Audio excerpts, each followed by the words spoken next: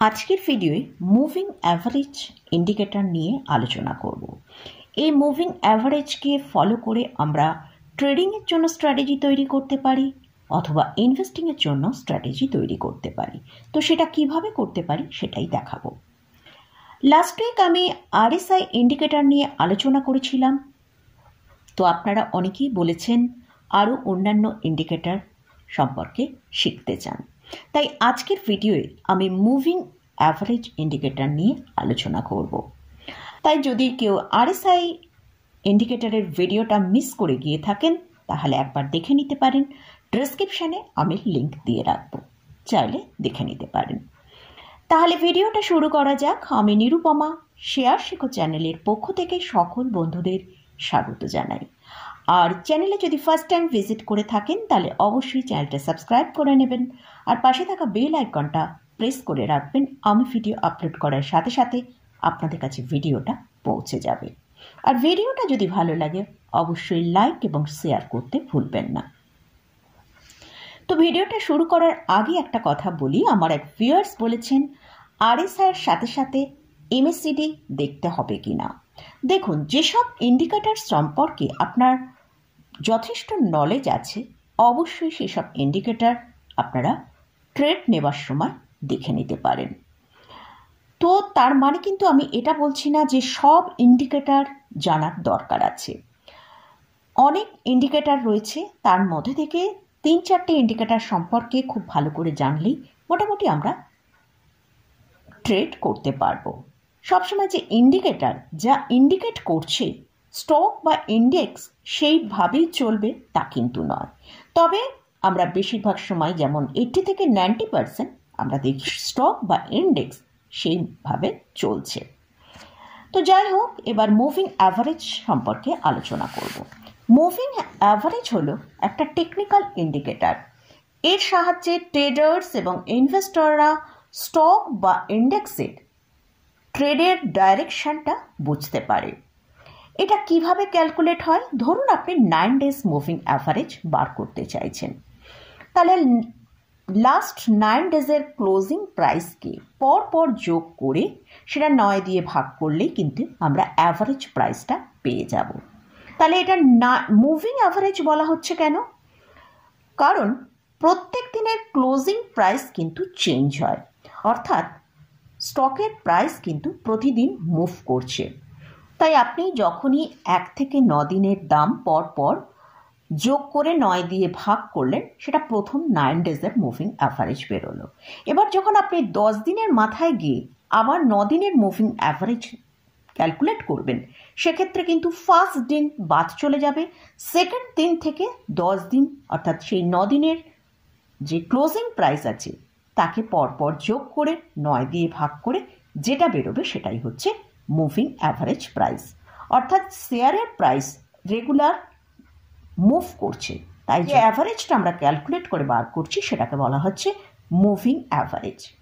Moving average বিভিন্ন ধরনের হয়, কিন্তু মেন যে দুটো মুভিং অ্যাভারেজ আমাদের বেশি ব্যবহৃত হয় সেটা হচ্ছে সিম্পল মুভিং অ্যাভারেজ এবং exponential moving average. Simple moving average কি?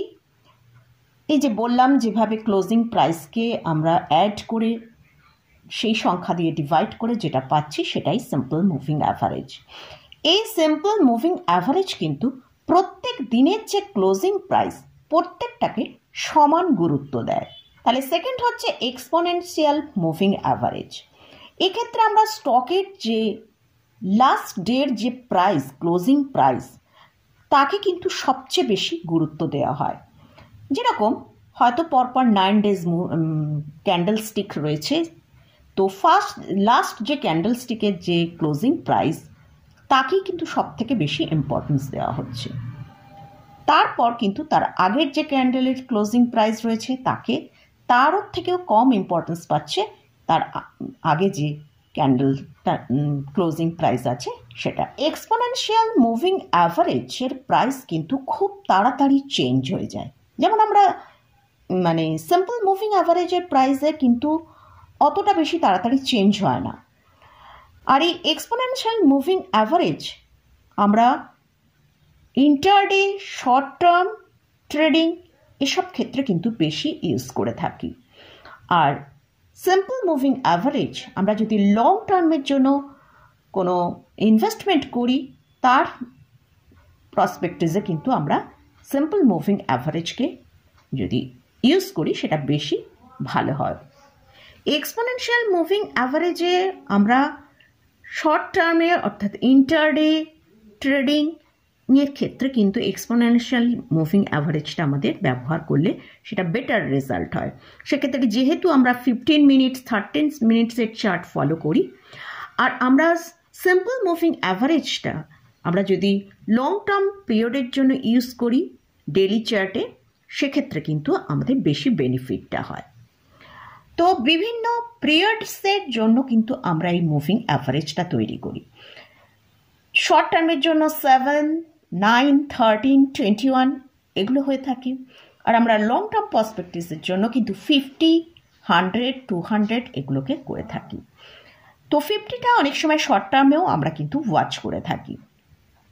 তো যাই হোক, এবার আমরা ব্যাংক নিফটির চার্টটা এখানে ওপেন করছি, জাস্ট এটা এক্সাম্পল বেসিসে যে এই মুভিং অ্যাভারেজটা বোঝানোর জন্য।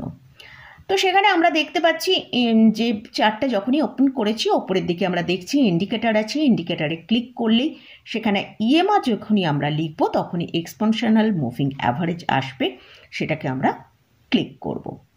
তো সেখান থেকে আমি এখানে 3টে মুভিং অ্যাভারেজ নিয়েছি।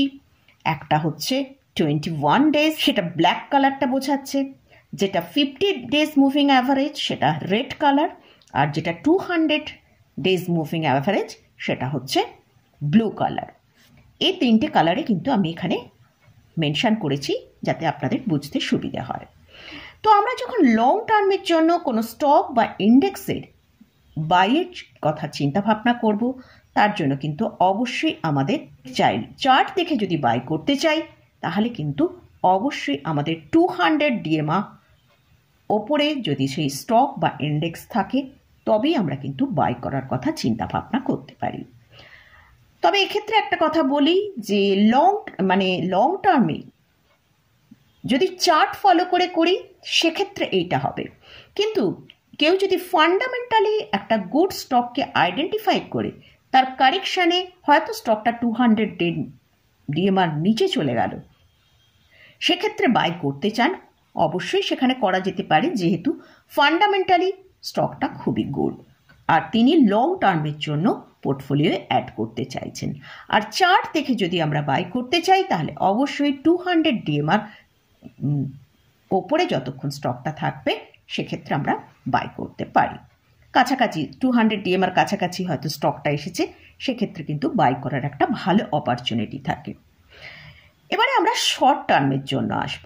শর্ট টার্ম অর্থাৎ ইন্টারডের জন্য আমরা এখানে আমরা 200 এবং 50 ডিএমআরটাকে অফ করে দিয়েছি, দিয়ে নতুন আর একটা এখানে মুভিং অ্যাভারেজ নিয়েছি, সেটা হচ্ছে 7 ডেজ মুভিং অ্যাভারেজ। সেটা হচ্ছে এখানে আমি রেড কালার দিয়ে দেখাচ্ছি, আর 21 ডেজ অলরেডি ছিল সেটা ব্ল্যাক কালারের। তো আমরা যখনই দেখব এই 7 days moving average 21 days moving অ্যাভারেজকে ক্রস করে ওপরের দিকে মুভ করছে, তখন কিন্তু এখানে আমরা একটা বাই সিগন্যাল পাবো, এবং যে ক্যান্ডেলে ক্রস করেছে তার নেক্সট ক্যান্ডেলে কিন্তু আমরা স্টকটা বাই করব বা ইন্ডেক্সটা বাই করব। অবশ্যই কিন্তু এখানে স্টপ লস মেনটেন করতে হবে, যেমন যেমন স্টকটা উপরের দিকে যাবে সেক্ষেত্রে কিন্তু স্টপ লসকেও ট্রেল করতে করতে আমাদের নিয়ে যেতে হবে। সেল পজিশন নিতে চাই অর্থাৎ রেজিস্ট্যান্সের কাছে এলে আমরা স্টকটাকে সেল করে দেবো। সেটা আমরা কিভাবে করব? যখনই দেখব কোনো স্টক বা ইন্ডেক্স তার 7 ডেজ মুভিং অ্যাভারেজটা 21 ডেজ মুভিং অ্যাভারেজকে ক্রস করে নিচের দিকে এসেছে, সেক্ষেত্রে আমরা কিন্তু সেই স্টকে বা ইন্ডেক্সে বুঝতে পারবো যে এটা এখন সেলিং আসতে পারে। তো সেক্ষেত্রে আমরা সেল করে নিচের দিকে আসলে বাই করতে পারবো। তো এইভাবেই কিন্তু আমরা মুভিং অ্যাভারেজের মাধ্যমে বাই বা সেল ইন্টারডে বেসিসে করতে পারি। তো এখানে যে আমি ব্যাংক নিফটির চার্টটা নিয়ে আলোচনা করলাম, এখানে কিন্তু আমি কোনো বাই বা সেল রেকমেন্ডেশন করছি না, জাস্ট এক্সাম্পল হিসেবে এই মুভিং অ্যাভারেজটা বোঝানোর জন্য এই ব্যাংক নিফটির চার্টটা আপনাদের সাথে শেয়ার করলাম। আর অবশ্যই যখনই আপনারা যদি মুভিং অ্যাভারেজকে মাধ্যমে বাই বা সেল করতে চান, তার আগে কিন্তু আরও ভালোভাবে চার্টকে অ্যানালিসিস করে নিয়ে তারপরে কিন্তু এই বাই সেল যেটাই করুন না কেন করবেন। তো আমরা ইন্টারডের জন্য 7 ডেজ এবং 21 ডেজ এই দুটো ডিএমআকে ফলো করে এবং যখনই সেখানে সিগন্যালটা পাচ্ছি সেই সিগন্যালে আমরা ইন্টারডে বেসিসে কাজ করতে পারি। আর যদি লং টার্মের জন্য আমরা কোনো স্টককে বাই করতে চাই, তাহলে তার জন্য আমাদের 50 এবং 200 ডিএমআকে ফলো করে নিয়ে আমরা সেখানে বাই স্ট্র্যাটেজি অ্যাপ্লাই করতে পারি। তো মোটামুটি আজকের ভিডিওয়ে এই মুভিং অ্যাভারেজ নিয়ে আপনাদের সাথে ডিটেলসে আলোচনা করলাম। ভিডিওটা এখানেই শেষ করছি। ভিডিওটা যদি ভালো লাগে অবশ্যই লাইক করবেন, শেয়ার করবেন, সাবস্ক্রাইব করবেন। ধন্যবাদ।